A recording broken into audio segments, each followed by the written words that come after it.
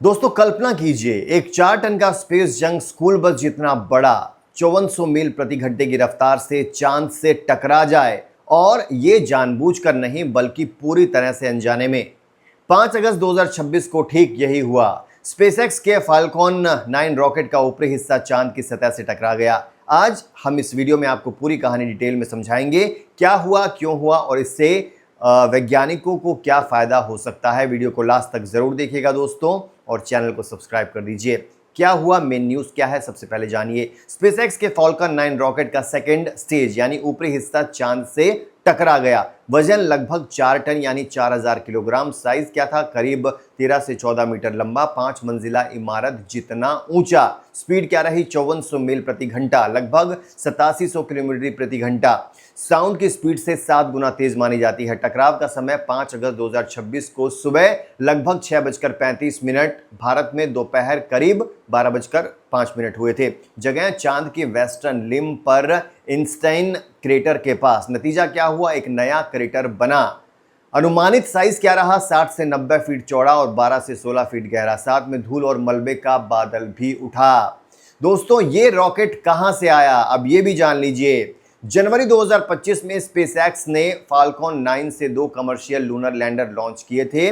Firefly aerospace का blue ghost और Japan की आई स्पेस का लैंडर। ब्लू घोस्ट सफलतापूर्वक चांद पर उतरा था। फाल्कॉन 9 का पहला स्टेज वापस धरती पर आ गया, जैसा स्पेसएक्स हमेशा करता है। लेकिन दूसरा स्टेज यानी अपर स्टेज स्पेस में ही रह गया। आमतौर पर ऐसे स्टेज धरती के वायुमंडल में जल जाते हैं या समुद्र में गिर जाते हैं, लेकिन इस मिशन में ज्यादा थ्रस्ट की जरूरत थी, इसलिए स्टेज ऊंची ऑर्बिट में रह गया। साल भर से ज्यादा समय तक ये स्पेस जंग घूमता रहा दोस्तों। अब अनजाने में कैसे ये टकराया, ये भी जान लीजिए इसकी कहानी। स्पेसएक्स का इरादा कभी चांद से टकराने का था ही नहीं। स्टेज का फ्यूल खत्म हो चुका था, इसलिए उसे कंट्रोल नहीं किया जा सकता था। सोलर एक्टिविटी यानी सूरज की गतिविधि और गुरुत्वाकर्षण बलों यानी अर्थ, मून और सन के ने धीरे धीरे इसकी ऑर्बिट को बदल दिया।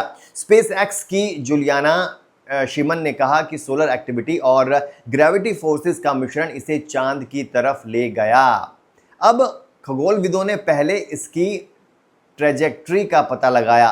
नासा ने भी पुष्टि की कि चांद से टकराने की संभावना 100% है। यह दूसरी बार है जब कोई डेड रॉकेट अनजाने में चांद से टकरा गया है। पहली बार 2022 में चीनी रॉकेट का हिस्सा टकराया था।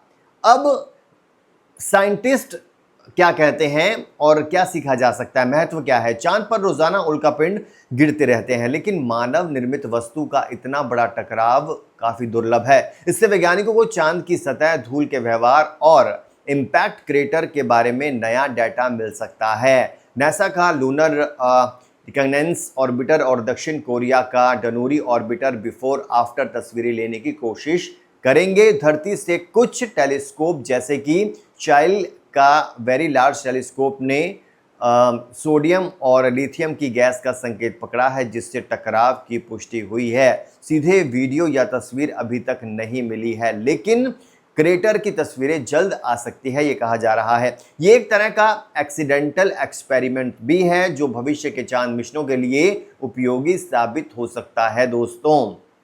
अब स्पेस डेब्रिस की चिंता क्या है। चांद पर अब लगभग 3000 मानव निर्मित वस्तुएं हैं, जिनका कुल वजन 200 टन से भी ज्यादा का है। जैसे जैसे चांद पर मिशन बढ़ेंगे, आर्टेमिस, कमर्शियल लैंडर आदि, स्पेस जंग की समस्या और ज्यादा सीरियस होती जाएगी। वैज्ञानिक चेतावनी दे रहे हैं कि भविष्य में, फ्यूचर में ऐसी घटनाओं को रोकने के लिए बेहतर डिस्पोजल टेक्निक्स का इस्तेमाल करना होगा। स्पेसएक्स ने कहा कि वो जिम्मेदारी से काम करते हैं और नासा के साथ मिलकर भविष्य में ऐसे टकराव रोकने के तरीके खोज निकालेंगे जल्दी। तो दोस्तों ये थी स्पेसएक्स रॉकेट के चांद से अनजाने में टकराव की पूरी कहानी। कोई खतरा धरती को नहीं था, लेकिन ये घटना हमें याद दिलाती है कि स्पेस में हमारी जिम्मेदारी बढ़ रही है। दोस्तों आपको ये खबर कैसी लगी, हमें कमेंट करके जरूर बताइएगा।